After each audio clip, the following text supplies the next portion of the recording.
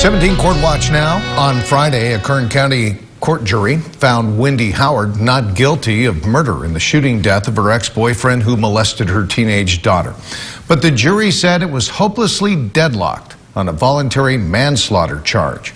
17 Court reporter Jason Katowski breaks down the charges and what comes next in this case. No one disputes Wendy Howard killed her ex-boyfriend Kelly Pitts after finding out he molested her teenage daughters.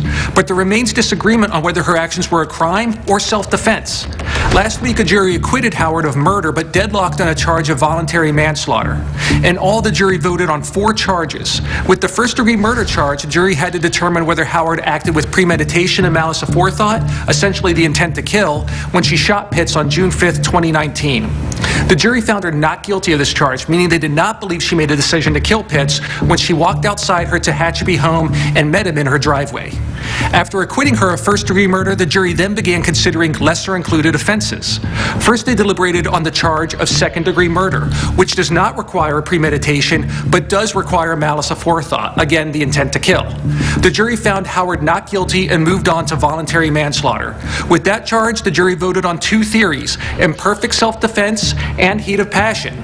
In imperfect self-defense, a person believes they need to use deadly force and kill someone to stop a perceived threat, but in reality, deadly force wasn't necessary.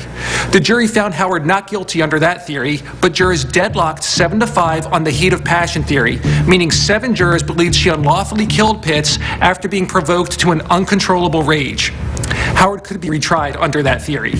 Finally, the jury rendered a verdict on involuntary manslaughter, which is charged when someone is unlawfully killed, but there was no intent to kill and no conscious disregard for human life.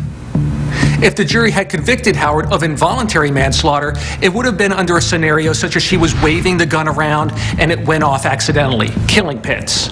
Wendy Howard is due back in court November 18th, where a decision is expected on whether she will be retried. Jason Katowski, 17 News.